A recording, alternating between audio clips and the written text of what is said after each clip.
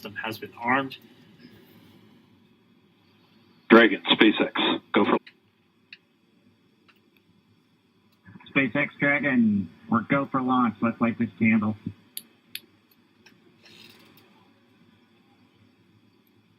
T-minus 30 seconds.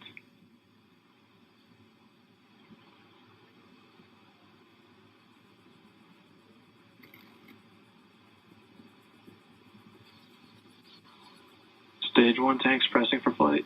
T-minus 15 seconds. 10, 9, 8, 7, 6, 5, 4, 3, 2, 1, 0. Ignition. Liftoff of the Falcon 9 and Crew Dragon. Go NASA, go SpaceX, Godspeed, Bob and Doug. America has so rises a new era of American spaceflight, and with it the ambitions of a new generation continuing the dream. 20 seconds into flight, stage 1 propulsion is nominal.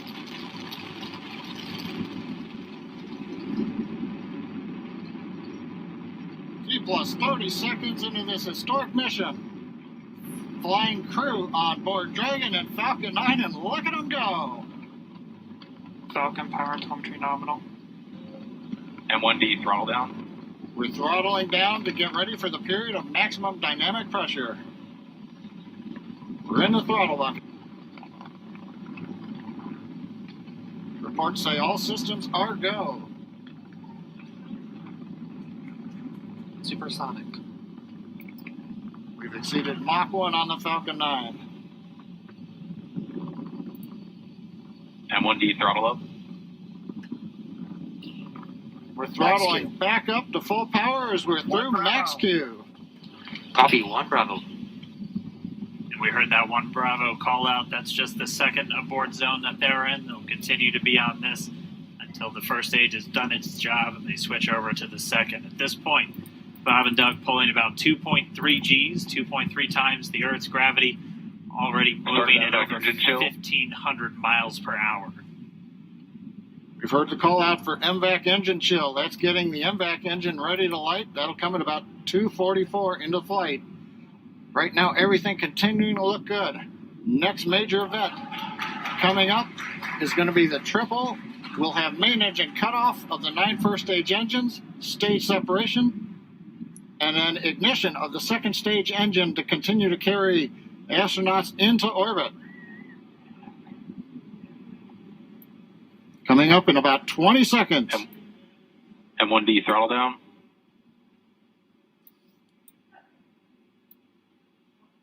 We heard we're throttling down the Merlin engines on the first stage.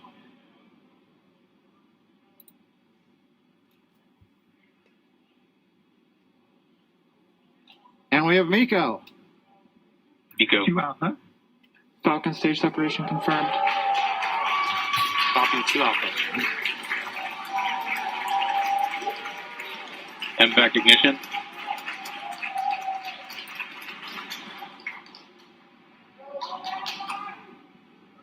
All right, we have stage separation confirmed. The first stage beginning its flight back. The second stage being powered by that single Merlin 1D vacuum engine has ignited and is now carrying Bob and Doug into orbit. So they're going to continue under the power of this second Stage stage. 2 propulsion is nominal. Which will cut off at SECO, or second engine cut off at about 8 minutes and 44 seconds into today's flight. So a little over 5 minutes to go still on this second stage. You heard the call out 2 Alpha, so they're now in the longest abort zone that carries them all the way from about North Carolina up the eastern seaboard almost to Canada. Things looking good, though, getting good call outs, nominal propulsion on that second stage. Bob and Doug continuing to make their way into orbit.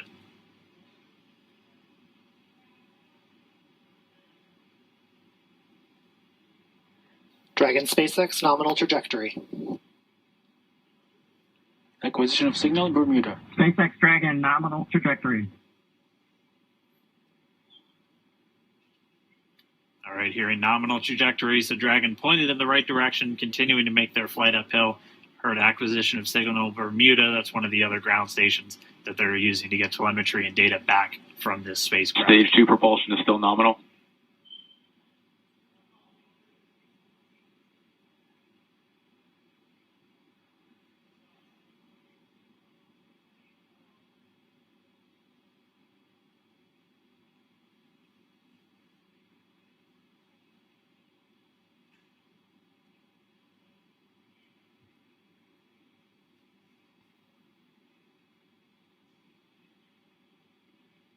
A little over 4 minutes, 40 seconds into the flight.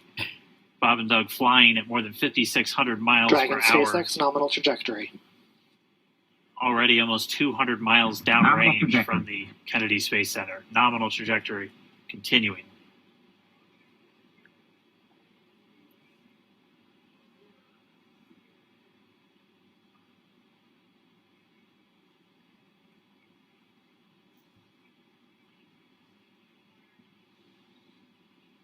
And while they continue uphill, looks like we are getting a view of the first stage as well. Yep, on your right screen, you can see that first stage with the grid fins deployed. It's making its way back to attempt to land on our drone ship, Of Course, I Still Love You Today. And we're just about a couple minutes away from the entry burn, and that's where 3 of the 9 Merlin engines do ignite to help slow the vehicle down as it re-enters back into the Earth's atmosphere. And then after the entry burn will be the landing burn, which is just a single engine Dragon burn. SpaceX nominal trajectory. And you heard Nominal Starting trajectory. chill for entry burn. there's that call out. They are still on a nominal trajectory on Dragon, still on second stage, and that's that MVAC engine on second stage.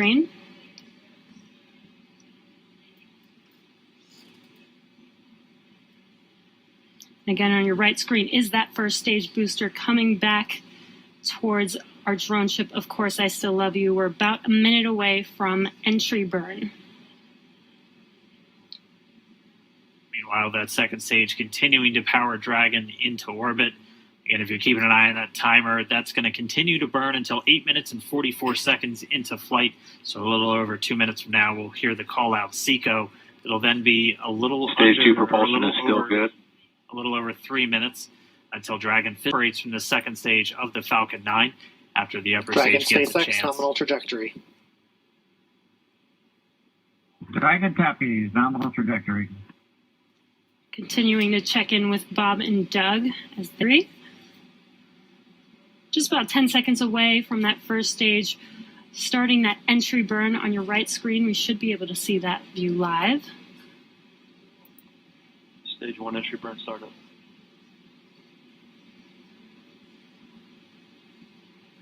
And there is that entry burn Acquisition signal beginning. near. Power. This burn lasts about 36 seconds long. Stage 2 FTS is saved.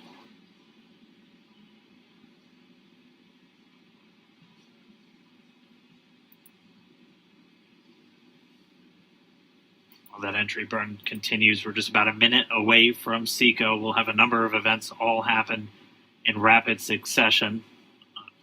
It'll be the Shutdown. second engine cutoff. Stage 1 We'll entry be burn looking for shutdown. that stage 1 landing burn shortly after. Actually, just within a few seconds of each other.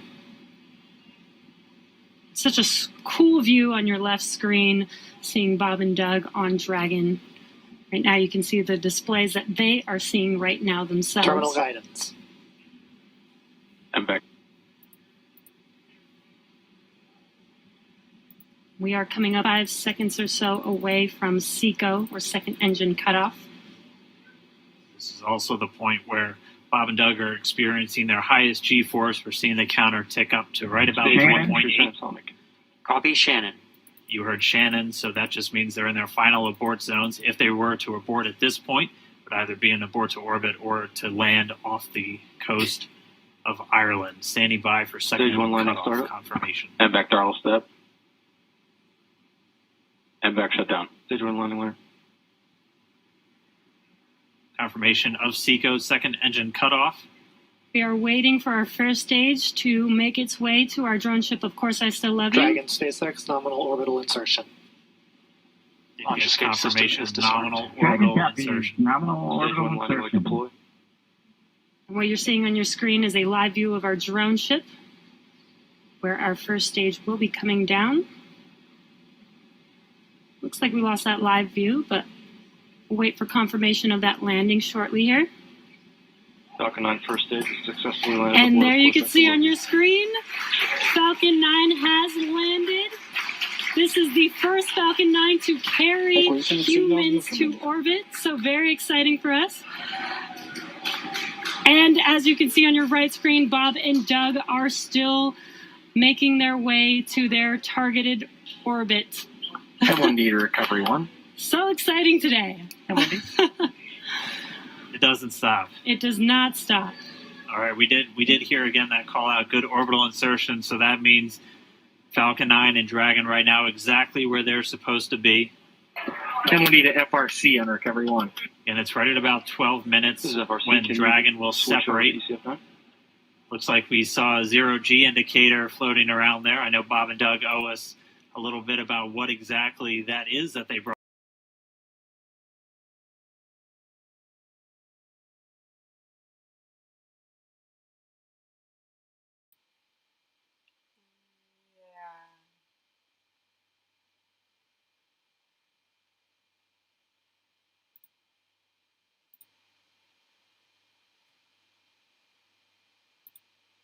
I mean, whenever we had the views inside of Dragon earlier, you can see that SpaceX Dragon 4.300 is complete. But I also don't know how they were as calm and collected as they were. So again, you're dealing with some special people when you're flying somebody into space. for sure. And as we saw from our views inside the cabin earlier, they will be sitting in a sitting position while they're sleeping. Whereas on the International Space Station, they have a flat bed, if you will, that they get strapped in. So the sleeping situation that they have for their ride on Dragon is definitely a little different than what they'll have on their longer stay on the International Space Station.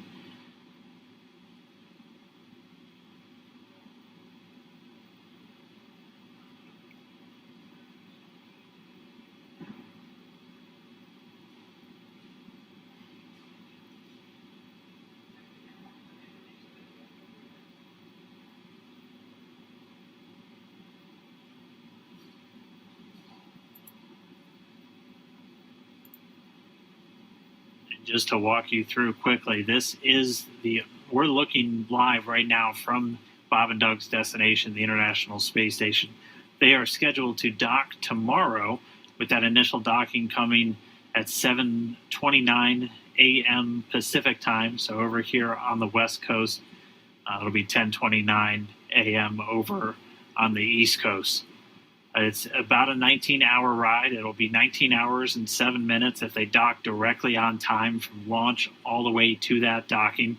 It'll take 5 successful burns to get them in close proximity to the International Space Station, followed by a number of smaller maneuvers during that rendezvous and that final approach sequence. But it's going to be a pretty lengthy trip for them to get there. And again, starting off from Kennedy Space Center just a few hours, less than an hour ago, I think at this point.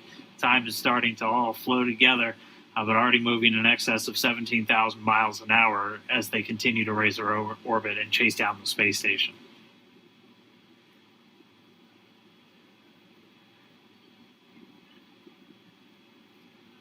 And once they get there, they're going to be joining the Expedition 63 crew already in progress.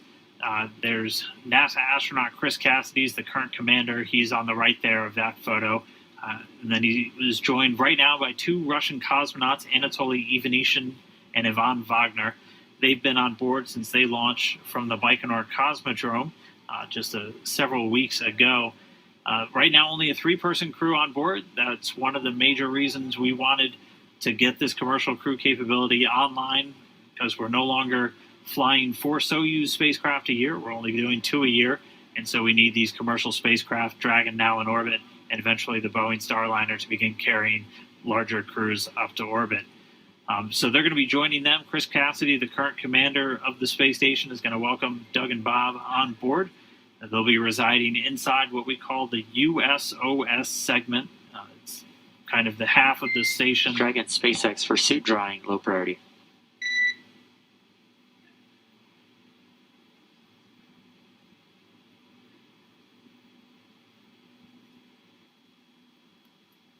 Go ahead.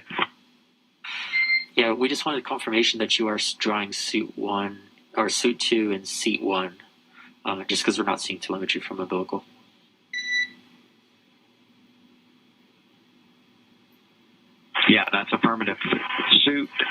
my suit in from seat 2 is in seat 1, and it's hooked up, and we've verified airflow.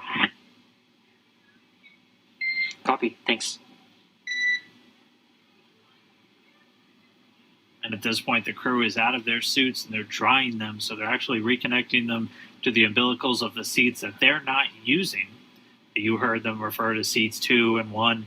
If you were looking inside the Dragon capsule, it goes seats 1 through 4 from right to left, so it's a little backwards. Doug Hurley is in seat number 2, that's the commander's seat. Bob Bank in seat 3, that's the pilot's seat for this flight. And obviously, nobody in seats 1 and 4 on this way uphill, but they are getting their suits connected to the umbilicals, which can provide communications when the astronauts are actually in the suit, but you can actually flow air into the suit through that umbilical, and they're just using that to dry it out now that the crew's not wearing them and they're comfortable on orbit. Yeah, I can imagine that despite that airflow going through the suits throughout the entire time of leading up to launch and launch itself, I can imagine it's still, with the adrenaline and their hearts pumping, I imagine it might have gotten a little sweaty in there anyway. Yeah, doing a little bit kind of like hanging your laundry in space almost, but they're going to be out of these suits for the next several hours.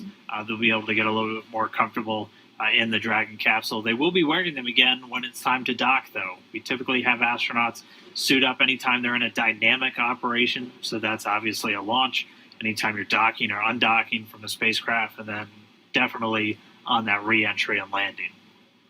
Yeah, so as you've heard us say before about these suits, they are custom made for Bob and Doug. So there's really no chance that they might be able to put the other ones on. Like their name is stitched on it for obvious reasons. But these suits are highly intelligent and highly functional. So even though they naturally will be more comfortable out of the suit, they have said that the suits themselves are pretty nice to sit in. And, as you can see from today's events and the launch attempt that we had before, they do spend quite a bit of time in those suits. So, they are custom made for each individual astronaut, made here on site in Hawthorne, California, and same building that we build the rocket and same building that we build the spacecraft. So pretty cool to see of that piece of hardware itself now in action, finally in Dragon. Yeah, and we've talked about how the suit is almost like a mini spacecraft itself, and we always say that when we talk about when crew members go out for spacewalks, because that suit is kind of self-contained to have all of the breathing air, things like that, just in case they need it. Specifically for these flight suits on Dragon, they're going to be most needed if you have a depressurization, so just a loss of cabin pressure inside of Dragon. They're able to be in their suits. They can get pressurized nitrox or even pure oxygen if they are depressurized, and their suit will be at a lower pressure, because if you put the suit up all the way to 14 psi, it'd be kind of what we look at when you talk about wearing the large EMU, the great big white suit that we wear for spacewalks. Pressurizing that all the way up to atmospheric pressure would be you in a giant balloon where you probably wouldn't be able to move your arms very easily. So when you're in a suit and it's pressurized, you're typically at a much lower PSI.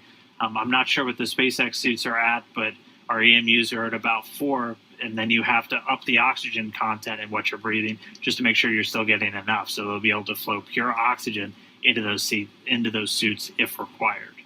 Yeah, so just as a quick update, in case if you are just joining us, we have obviously lifted off.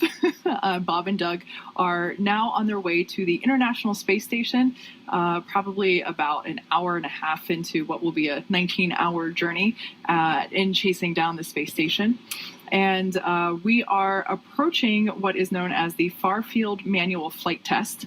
And this is basically the opportunity that they'll have to take back control of the Dragon capsule and just perform the ability to pilot it manually. Dragon is a fully autonomous spacecraft, meaning that it drives itself. It is highly intelligent. The flight computer makes all the calls using all the inputs from the sensors and the data that it receives. And so realistically, this is meant to be a fairly hands-off flight to the International Space Station. But in the event that for some reason Bob and Doug need to, or whichever astronaut is on board Crew Dragon might need to take manual control, the Far Field Manual Flight Test, which we have coming up in just a few minutes actually, is what we will be doing to basically complete the test objective for this mission, saying, yeah, that is absolutely possible to do. Yeah, it's right there in the name. It's a demonstration mission 2, which on demonstration mission 1, we didn't have crew members, but did a lot of tests of Dragon's maneuverability, even testing an abort when we were on that final approach and docking. And so Bob and Doug are really just on board to really put it through the ringer, to put all the systems through and check them out that would require a crew being on board, because this will be that final test before NASA looks to certify SpaceX to begin those regular crewed flights to the space station. So we're talking about those 6-month to year-long missions with crew members living and working in space.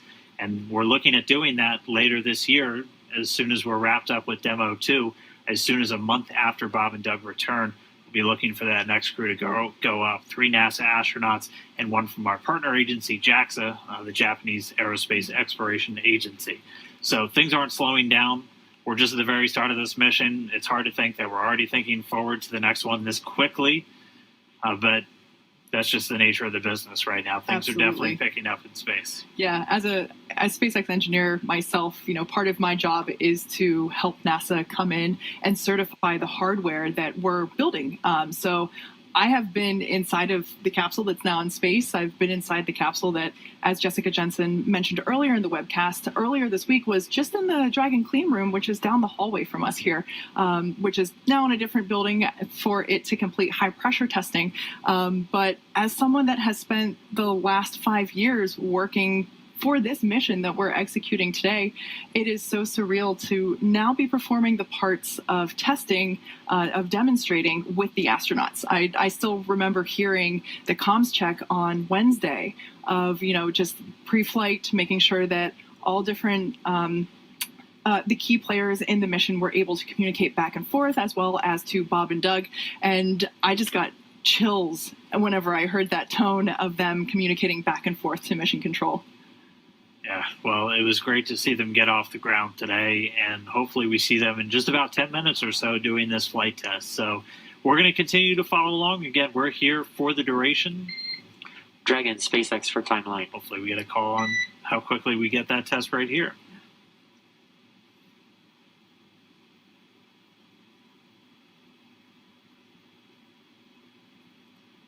Go ahead.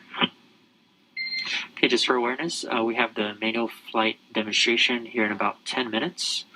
As soon as that is complete, you have your go to step into your meal 3, and just to be aware that the boost burn is at 2142. So those 3 events are going to be pretty close in succession.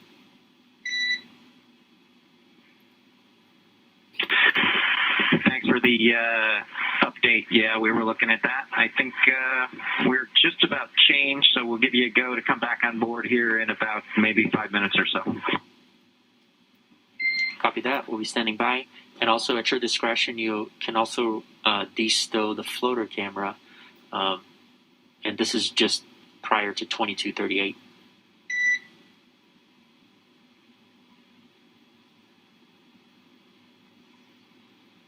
All right, so there you heard it. Copy that. Should be joining Bob and Doug back inside the Dragon capsule in about 5 minutes or so, and then we should be seeing that manual flight test in a little less than 10 minutes from now. The International Space Station right now is flying. Let's get a quick look at the ground track. It's flying over the Pacific Ocean just to the southwest of Mexico, about to swing out over the central part of the United States. At the time of launch, though, it was right over North Carolina and actually passed right over the Cape minutes before flight. And we were able to get a couple of images down from the current Expedition 63 commander, Chris Cassidy. This picture is of that pad, 39A, at the Kennedy Space Center with Bob and Doug still on the launch pad, the rocket still there, taken 2 minutes before the launch. That is and incredible. he was able to send a couple of them down. So eagle eye for Chris Cassidy to snap these. We literally just got these down, so we wanted to share them with everybody. But the space station was flying directly over at the time of launch. We're almost at an hour and a half since launch, and it's already almost gone around the entire planet. Again, it's about to cross over the United States in the next couple of minutes. So that's what they're chasing down, and that's where you can kind of start to appreciate why this might take so long. When something is moving that quickly around planet Earth, it's not as easy as just kind of getting your car and going a couple miles. It takes a lot of energy, which means a lot of fuel, which can mean a lot of time to catch up to another spacecraft already in orbit. Absolutely. And the fact that it is in orbit, the International Space Station in orbit around Earth, is really critical to understand there, because in reality, Bob and Doug are only going 250 miles up. So that's basically the distance from Los Angeles to San Francisco. So when you think about, even though it does take them a long time to catch up to the International Space Station, it's because it's going so fast, and they have to go around planet Earth a number of times in order to chase it down. But in reality, they are not. They are above Earth only about 250 miles, which I believe is a pretty relatable distance for everyone. Dragon, go ahead. Jay, our timer shows about 23 minutes for suit drying, and we're holding in about decimal 7 if you're...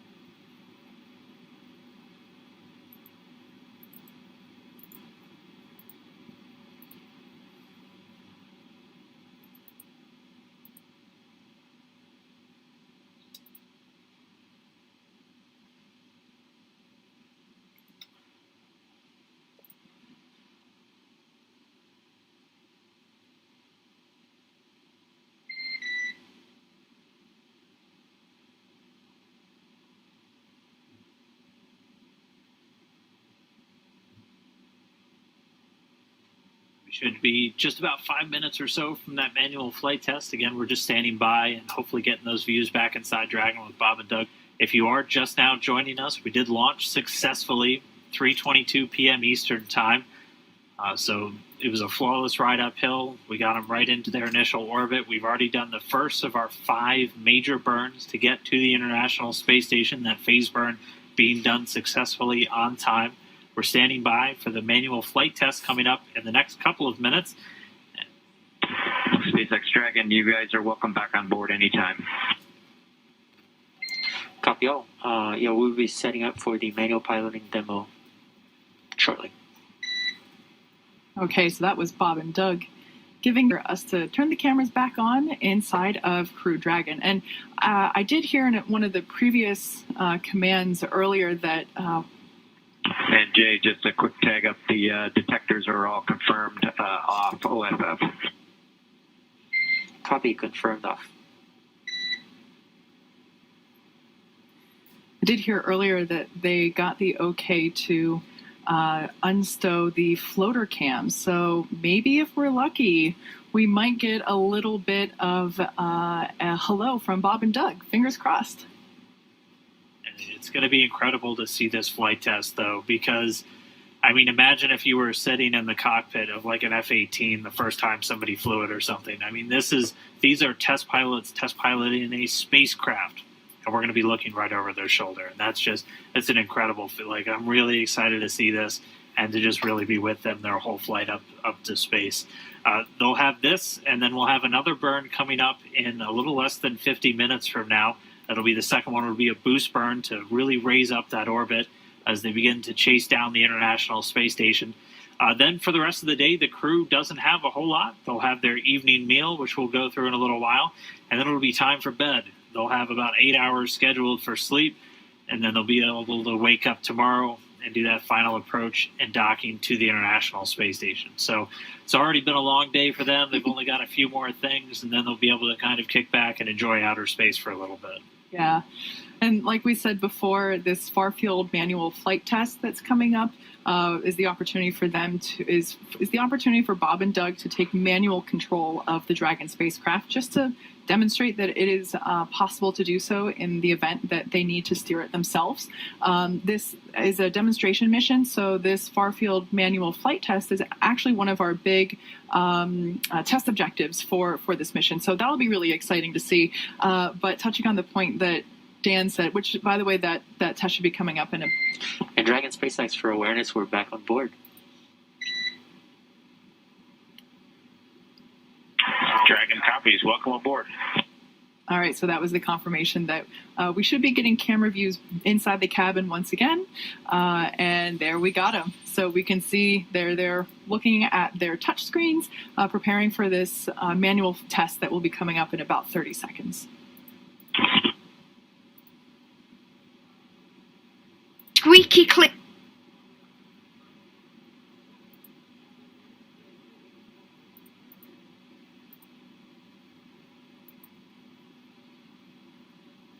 What a sight. I love that we can see right over their shoulders. We can see the screens. Yeah, it's just incredible. If you keep your eye on the displays, the one on the far left will look very familiar to you if you've done that automated, or not, if you've done the manual docking demo that we were talking about a little bit earlier on the SpaceX website. Doug Hurley's going to be at the physical controls, so he's going to be the one flying today. Dragon SpaceX, if you are ready, we're going to command far field pointing. Here we go.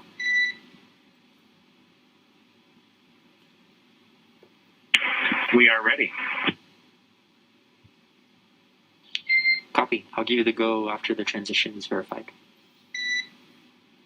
So again, they're going to put Dragon into a far field pointing.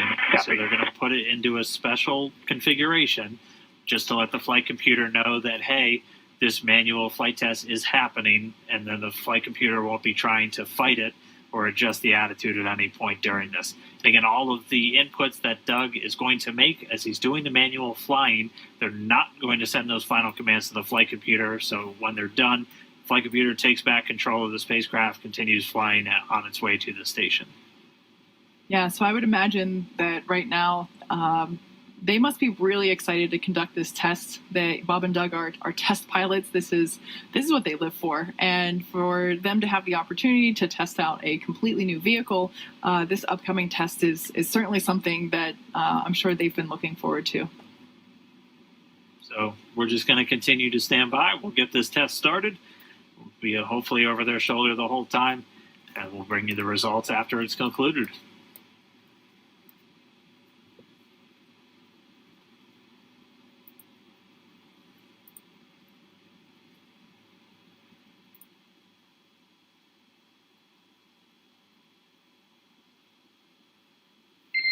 Okay, Dragon SpaceX, we'll see you in far field pointing.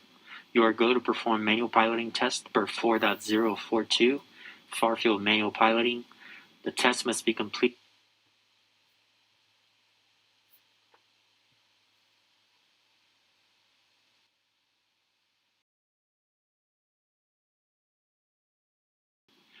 (26)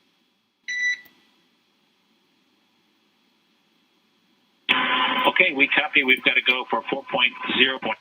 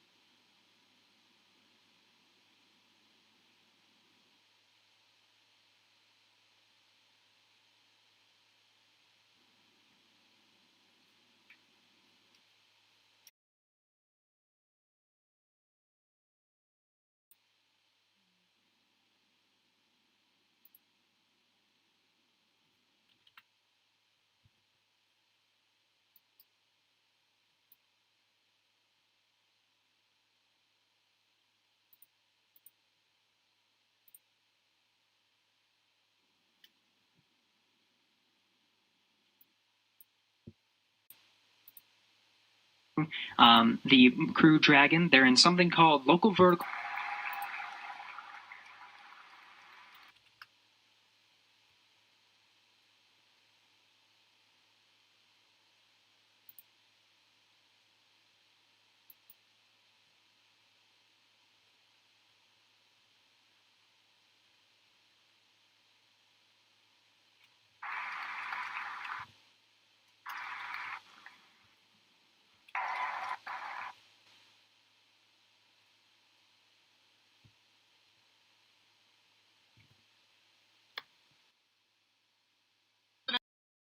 Put in his State of the Union address, he said, "We are going to launch American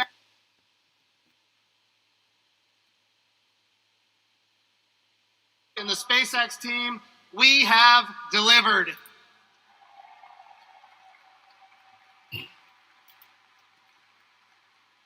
But of course, the president's agenda is just beginning. There is so much more.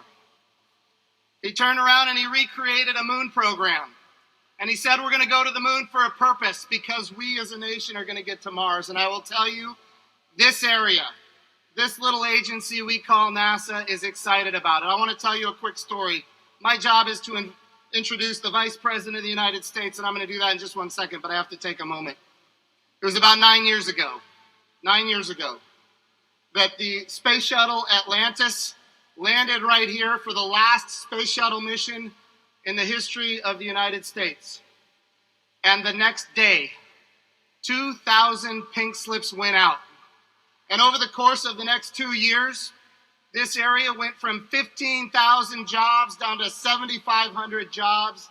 Devastation for the Kennedy Space Center and really a lot of very disgruntled NASA employees. But I'll tell you this, the vision now is as bright as it's ever been. We are one step by one step accomplishing what we need to do as a nation to lead again in space, and it's not just rhetoric. The president is backing it up with his budget requests, and we're getting bipartisan support in both the House and the Senate for this very aggressive space agenda that includes NASA, but it also includes the brand new Space Force, which is a great partner of ours right here at the Cape. So now I have the great honor of introducing a person who was put in a role by the President of the United States, and this role had been gone for 25 years. The role was chairman of the National Space Council. President Trump said, we're going to make space a priority, and here's how serious I am about that priority. We're going to put the Vice President of the United States of America as the chairman of the National Space Council. And we're going to put on that council the Secretary of Defense and the Secretary of State and the Secretary of Commerce and the Secretary of Transportation and the Director of National Intelligence and so many others. And here's what we have done. As a nation, America is again leading in space, and we are proud. This little agency, yes, please, America is leading again in space. And I can tell you that when the Vice President got that role of chairman of the National Space Council, he took to it like a duck takes to water. We've had meeting after meeting about how to make America preeminent in space, and of course I have entertained phone call after phone call about this mission that we accomplished here today. The Vice President is a very, very real space enthusiast. He, of course, has been very supportive of what is now the largest budget in NASA's history in nominal dollars. And of course, right here at the Kennedy Space Center, we are seeing the benefits of that today. We have, for the first time since 1972, we have a human landing system funded to go back to the surface of the moon. And now we have contracts for that human landing system. And of course, one of those partners is SpaceX. Thank you for partnering with us yet again. So it is my pleasure and my honor to introduce to you the chairman of the National Space Council, the Vice President of the United States, Mike Pence.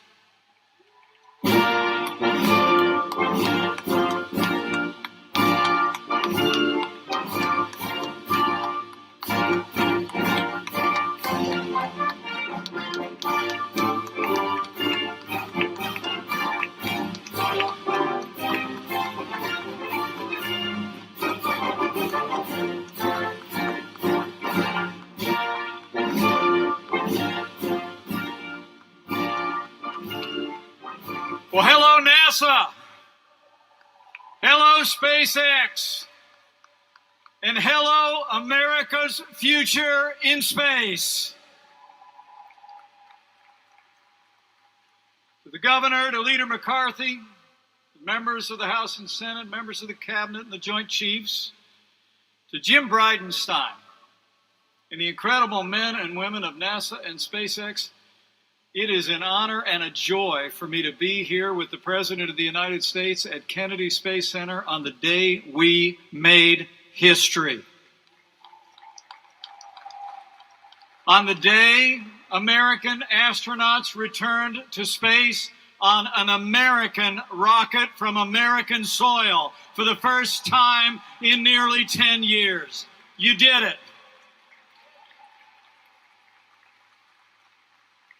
You know, for too long, the American space program was neglected and ignored. Those days are over. Under President Donald Trump, NASA is back, and America is leading in space once again.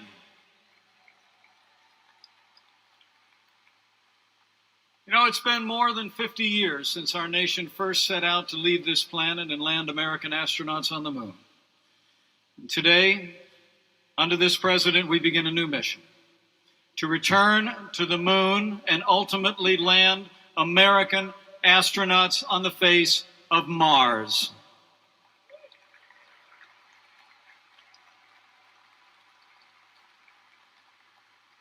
You know, when the Apollo rockets leaped into the skies in the 1960s, they rose above the tumult and the clamor of their times. They were a symbol of national strength and unity. And today, as states across the nation take their first steps to reopen and recover from an unprecedented pandemic, and as our nation reels from the tragic death of George Floyd and violent protests of the past few days, I believe with all my heart that millions of Americans today will find the same inspiration and unity of purpose that we found in those days in the 1960s.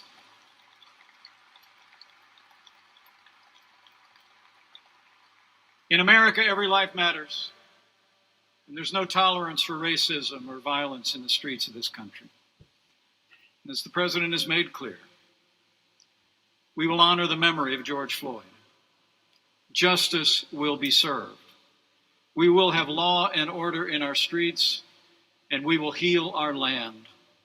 And as the people of this country did so long ago, we will prove again that even in the most challenging times, Americans rise above. We always move forward. We overcome every obstacle. We reach new heights, and we reach them together.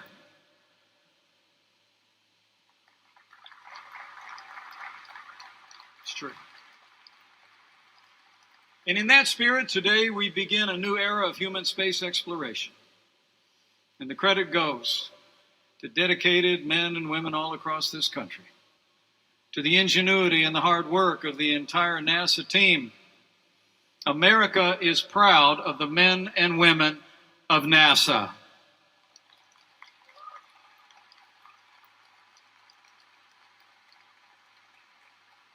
But for the first time in our history, our astronauts have taken to the skies on a commercial rocket built by America's private sector.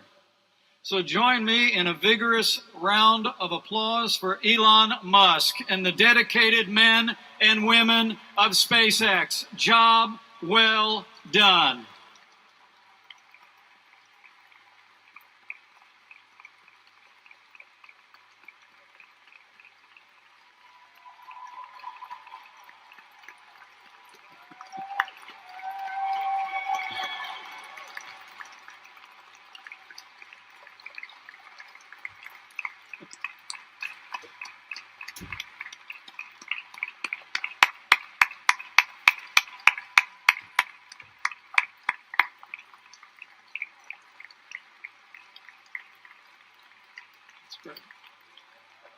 Well deserved.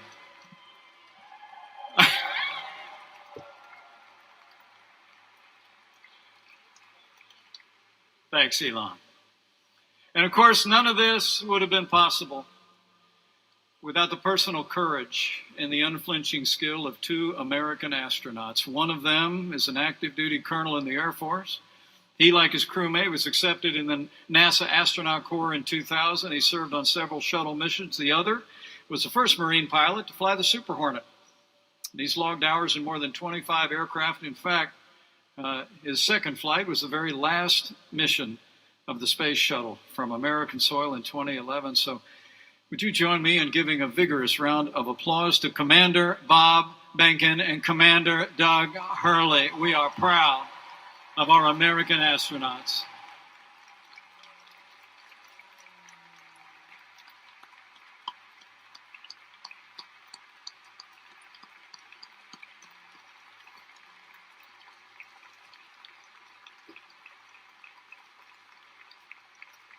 Because of their courage and your hard work, America is leading in space again. Today is the culmination of 3.5 years of renewed leadership in space. It's a tribute to the ingenuity of the men and women of SpaceX and NASA. But I'm here to tell you it's also a tribute to the vision and leadership of a president who, from the very first days of this administration, was determined to revive NASA and American leadership in human space exploration. Today is a tribute to the leadership of President Donald Trump.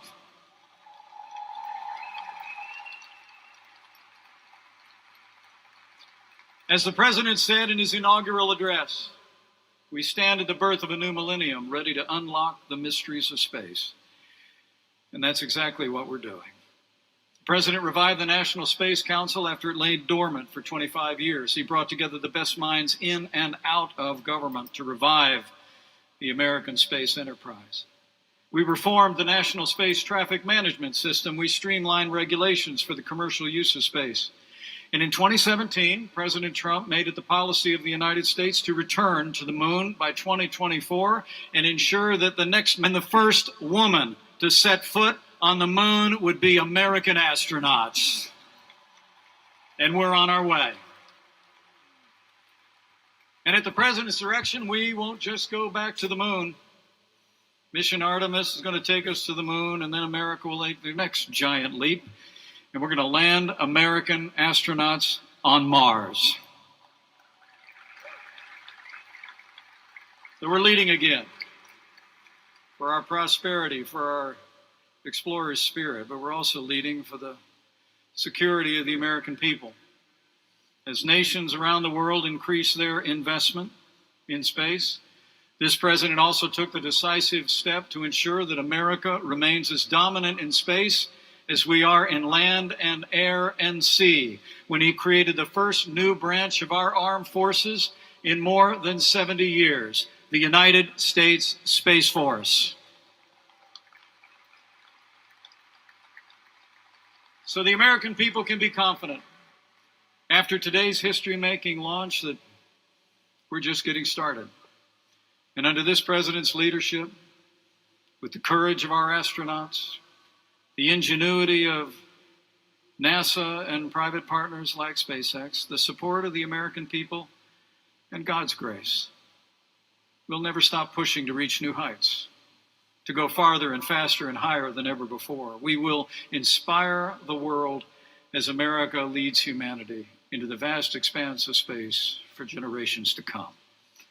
And now it's my high honor and distinct privilege to introduce to you the man whose vision and relentless leadership brought us to this historic day, the 45th President of the United States of America, President Donald Trump.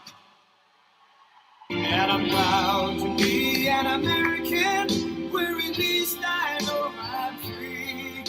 And I won't forget the men who died, who gave that right to me. And I gladly stand up next to you and defend her still today. 'Cause there ain't no doubt I love this land. God bless the USA.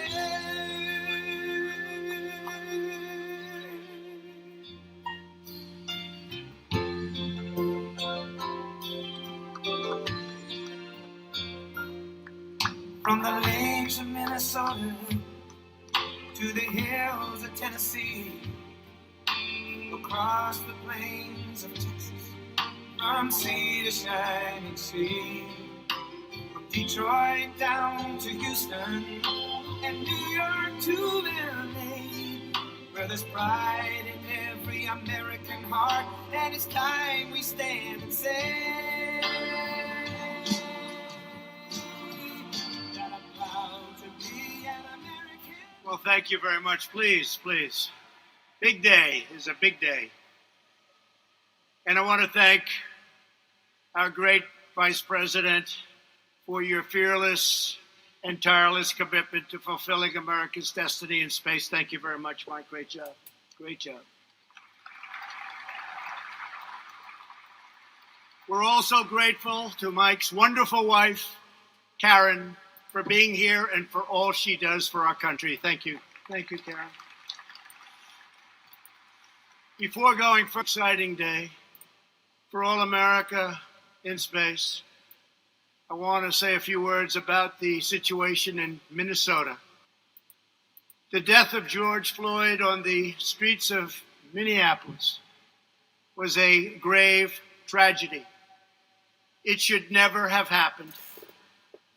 It has filled Americans all over the country with horror, anger, and grief.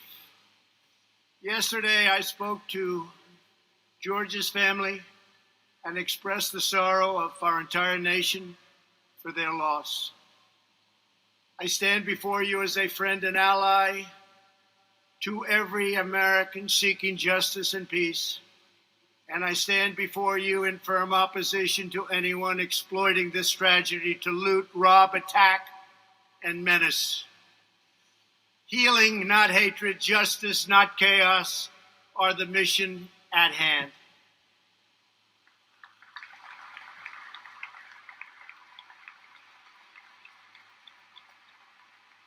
The police officers involved in this incident have been fired from their jobs.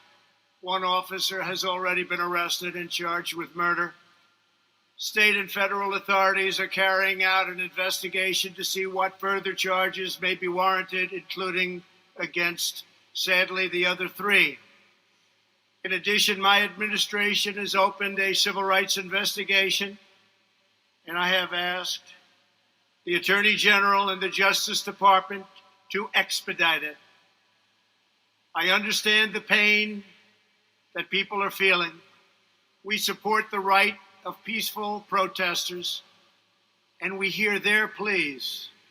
But what we are now seeing on the streets of our cities has nothing to do with justice or with peace.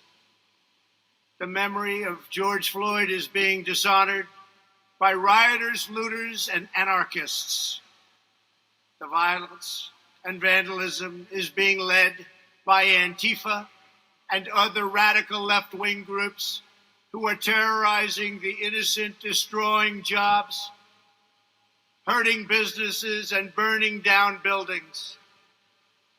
The main victims of this horrible, horrible situations are the citizens who live in these once lovely communities. The mobs are devastating the life's work of good people and destroying their dreams. Right now, America needs creation, not destruction. Cooperation, not contempt. Security, not anarchy, and there will be no anarchy. Civilization must be cherished, defended, and protected. The voices of laws must be heard, and heard very loudly. We cannot and must not allow a small group of criminals invade our cities and lay waste to our communities. We must defend the rights of every citizen to live without violence, prejudice, or fear. We support the overwhelming majority of police officers who are incredible in every way and devoted public servants. They keep our cities safe, their own lives, for us every day. No one is more upset than fellow law enforcement officers by the small who fail to abide by their oath to serve and protect. My administration will stop mob violence and will stop it cold. It does not serve the interest of justice or any citizen, race, color, or creed for the government to give into anarchy, abandon police precincts, or allow communities to be burned to the ground. Won't happen. Those making excuses or justifications for violence are not helping the downtrodden, but delivering new anguish and new pain. From day one of my administration, we have made it a top priority to build up distressed communities and revitalize our crumbling inner cities.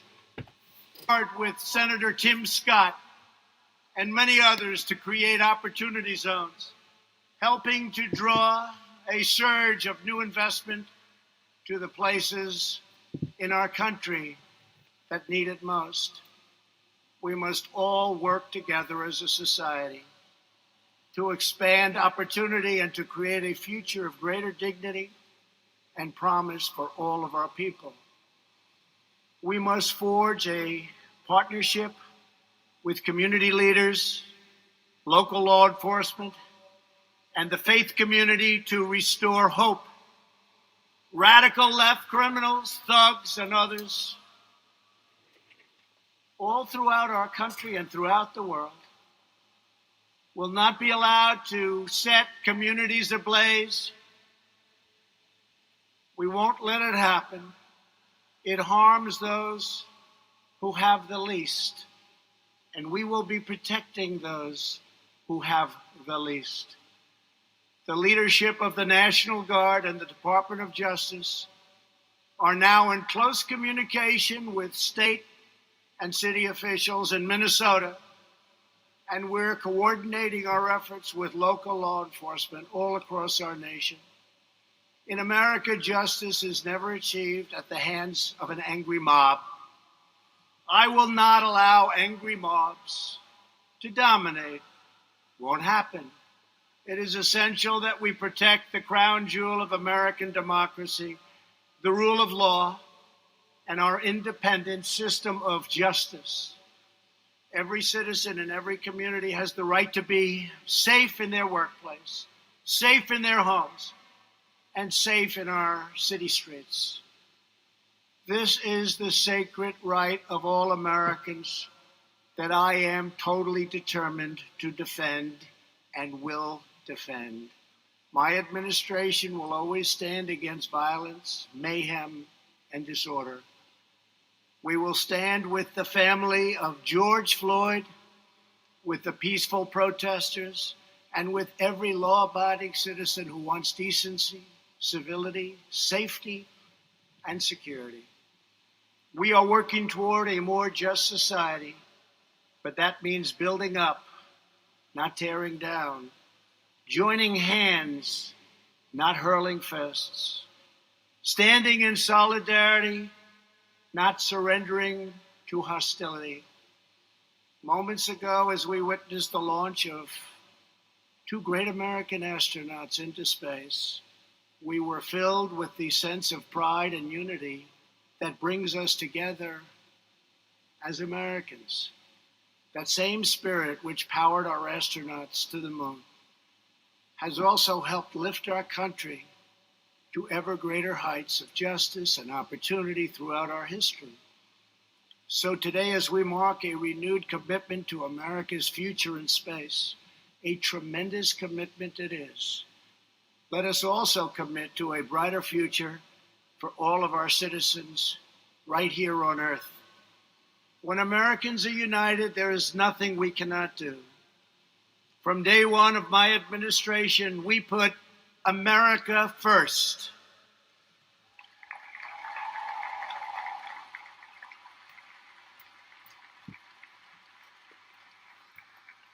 This afternoon, I'm delighted to be with you at Cape Canaveral in this storied home of American daring, aspiration, and drive. This is the first big space message in 50 years. Think of that. And it is an honor to be delivering it. Today, as we gather in this special place to celebrate not only the launch of a new spacecraft, but also our nation's bold and triumphant return to the stars, it's a special day. Moments ago, the world bore witness to the flight of the first new manned U.S. spacecraft in nearly 40 years since the space shuttle launched in 1981, a long time ago. I am thrilled to announce that the SpaceX Dragon capsule has successfully reached low Earth orbit and that our astronauts are safe and sound.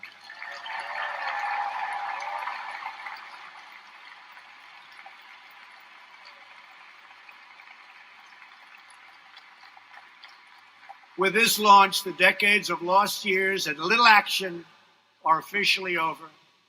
A new age of American ambition has now begun.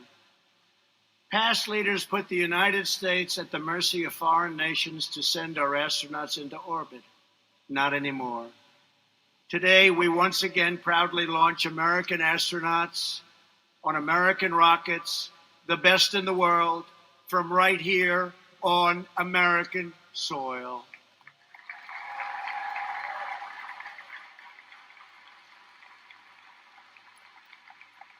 Those of us who saw the spectacular and unforgettable liftoff this afternoon watched more than an act of history. We watched an act of heroism. Every time our astronauts climb aboard a rocket, which is many, many stories of only engine and fuel, and vault across the sky, they display breathtaking valor. What Colonel Douglas Hurley and Colonel Robert Benkin did this afternoon was pure American genius and courage. They joined the ranks of just 7 prior American astronauts who have made the perilous maiden voyage to test a new class of spacecraft.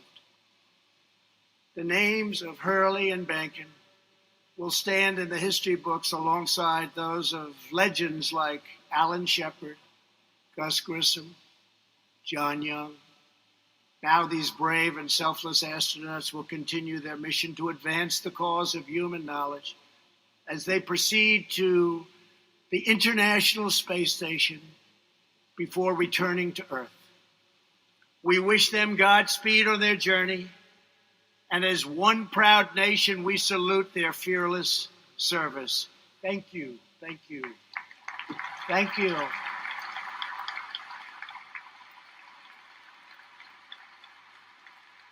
I also want to send our nation's gratitude to the wives of these valiant astronauts, both of whom are astronauts themselves, Karen Nyberg and Megan MacArthur.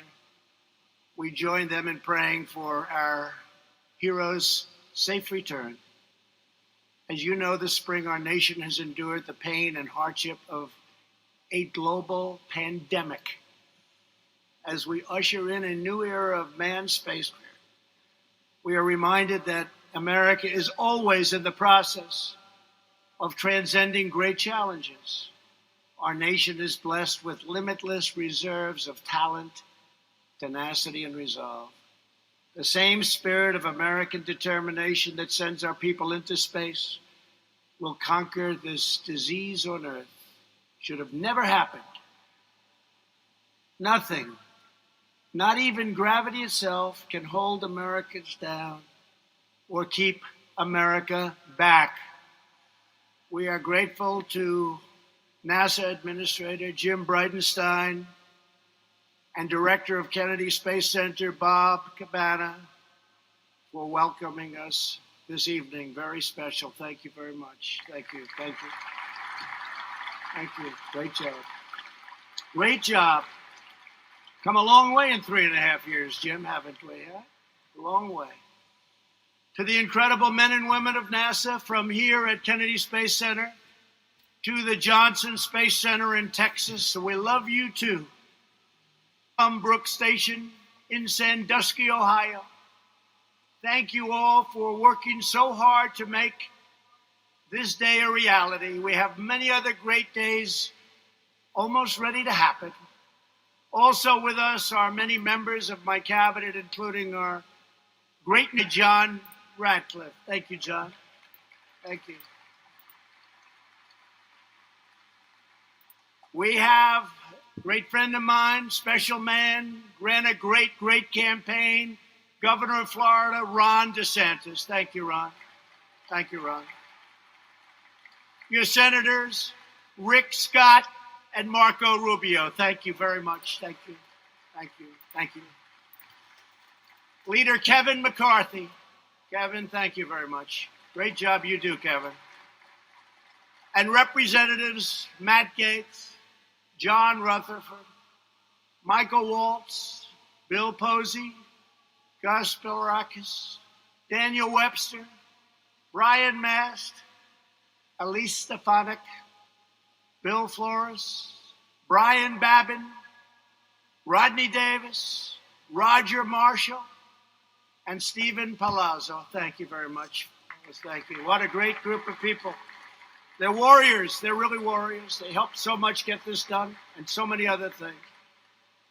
With us also is our Air Force Chief of Staff, General David Goldfein. General, thank you very much. Thank you. Thank you, General. Thank you. And Chief of Space Operations, the first ever named, and now a member of the Joint Chiefs of Staff, because we created the United States Space Force. General Jay Raymond, thank you very much, Jay. Thank you, Jay. And senior members also of our great United States military. It's never been stronger than it is right now. Also, Attorney General of Florida, Ashley Moody, and Chief Financial Officer of Florida, Jimmy Petronas, and many other distinguished guests. Thank you very much for being here. We appreciate it. I especially want to congratulate someone who truly embodies the American ethos of big thinking and risk taking. After achieving success as an internet entrepreneur, he could have spent his fortune doing anything, including yachting, lots of things. He could do lots of things. But in 2002, he began pouring tens of millions of dollars of his own money into research and development for a new rocket. He's a little different than a lot of other people. He likes rockets. He assembled a crew of some of the greatest minds and talent in American aerospace. In the years since, SpaceX has become the first private company to develop and successfully launch its own rocket into orbit, the first to launch and recover its own capsule. And of course, moments ago, SpaceX became the first private company to put humans into orbit around the Earth. Elon Musk, congratulations. Congratulations, Elon.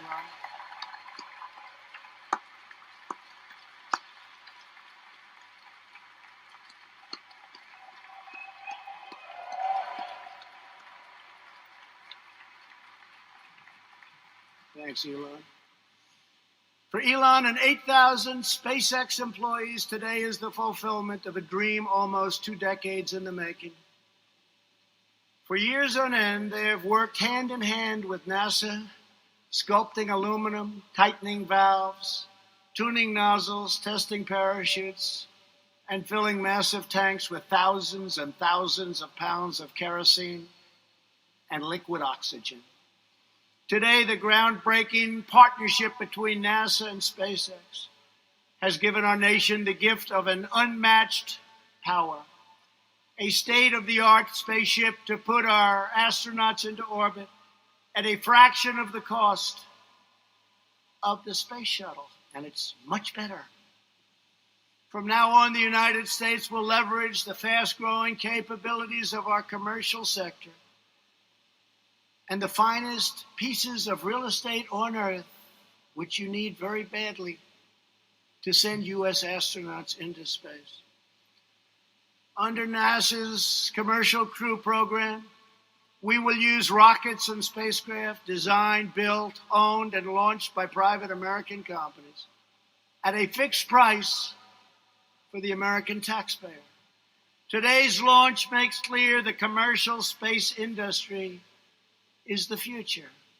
The modern world was built by risk takers and renegades, fierce competitors, skilled craftsmen, captains of industry who pursued opportunities no one else saw and envisioned what no one else could ever think of seeing.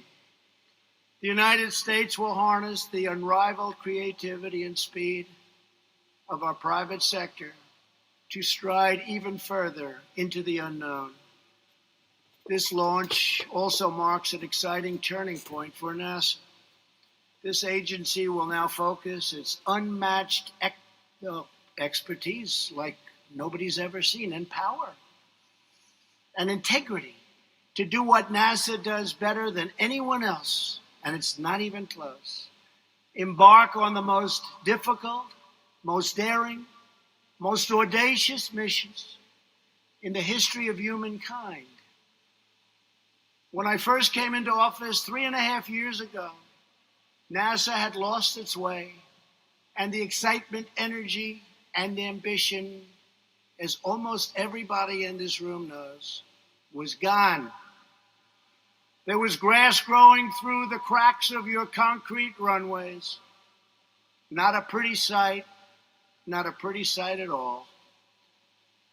The last administration presided over the closing of the space shuttle, and almost all of the giant facility that keeps so many people working, so many brilliant minds going.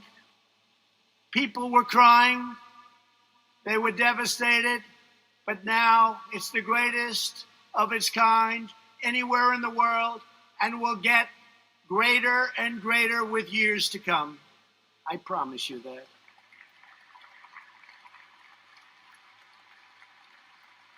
We have created the envy of the world, and will soon be landing on Mars, and will soon have the greatest weapons ever imagined in history. I've already seen designs, and even I can't believe it. The United States has regained our place of prestige as the world leader. As has often been stated, you can't be number one on Earth if you are number two in space.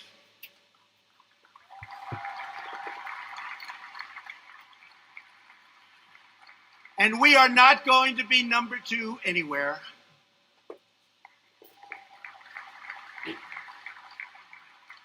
Nowhere is this more true than with our military, which we have completely rebuilt.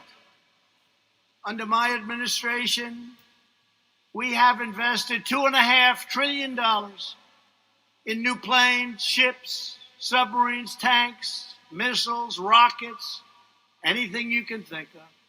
And last year I signed the law creating the sixth branch of that already very famous United States Armed Forces, the Space Force. For every citizen who has eagerly waited for America to reignite those engines of will, confidence, and imagination that put a man on the moon, I stand before you to say, you need wait no longer. Through NASA's Artemis program, the United States is preparing for a crewed mission to Mars. Earlier this week, I saw the Orion capsules being worked on in this building. As part of the Artemis Moon to Mars program, those capsules will soon return Americans to lunar orbit for the first time in over 50 years, half a century. By 2024, our astronauts will return to the lunar surface to establish a permanent presence and the launching pad to Mars.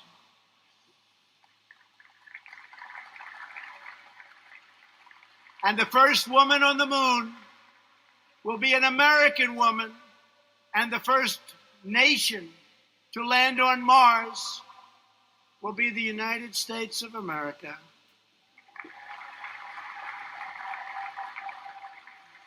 Since I signed the order to establish these goals shortly after taking office, we have made rapid gains. A new 22,000-pound capsule is already built. The next generation of spacesuits are already made.